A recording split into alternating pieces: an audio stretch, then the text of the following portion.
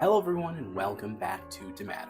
Gather round as I tell you a tale about rabbit holes, fate, and questionable YouTube browsing. You see, I'm prone to falling down some of these rabbit holes. You know the kind, where you're watching a funny cat video and the next thing you know you're 3 hours into a documentary on spoons. Yeah, that kind of thing.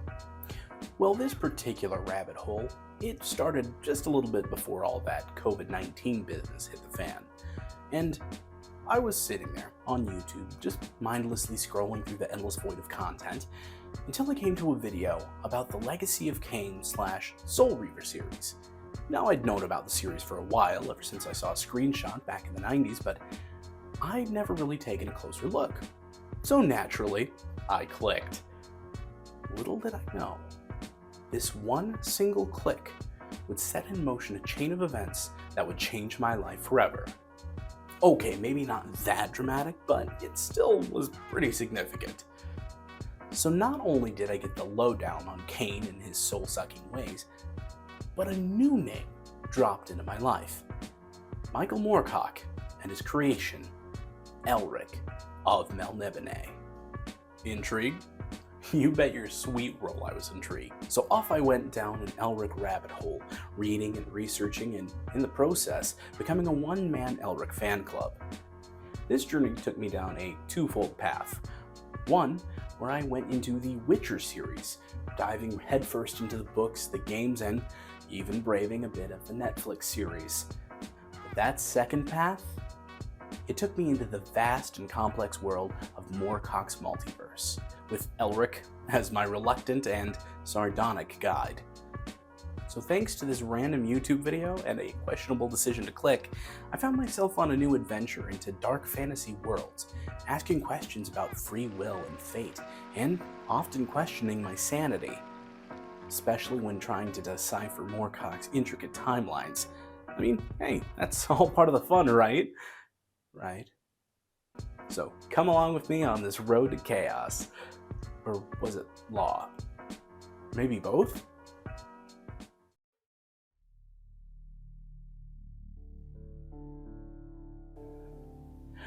What if I told you there was a world where the very fabric of reality was woven from the threads of law and chaos, where the very fate of existence hinged on the shoulders of one solitary hero, doomed to walk the lines between them? This is the world of Elric of Melnibone, Michael Moorcock's dark fantasy masterpiece. This is a world where the lines between good and evil are blurred, and the heroes are shrouded in shades of gray. Our story centers around Elric, the albino emperor of the decadent and cruel Melnibonean Empire. Unlike his kinsmen who are wont to violence and debauchery, Elric is a contemplative and introspective soul. He's plagued by doubt and questions the very foundations of his society, making him an outcast in his own land. In a desperate attempt to reclaim his throne from the usurping Yyrkoon, Elric calls upon the Lords of Chaos, beings of immense power who embody the very forces of change and disorder.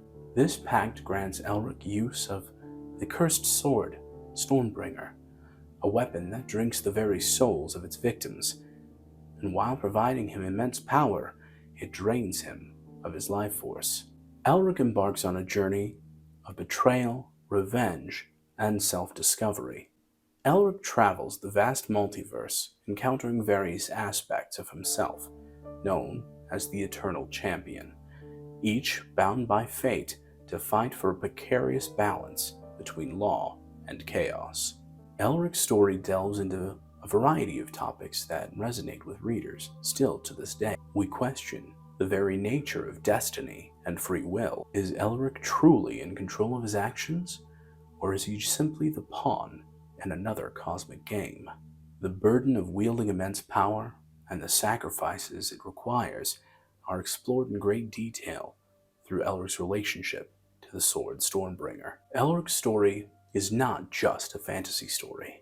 It is an exploration of complex philosophical topics, wrapped in a captivating narrative. If you're looking for a dark fantasy that will challenge your perceptions and stay with you long after the final page, then Elric of Melnibone is the choice for you. But remember, this is just the first step into the world of Moorcock's multiverse. There are many more stories that yet await. I encourage you to explore the world of Elric and Moorcock, and leave your thoughts down below. Until next time, stay curious and keep reading.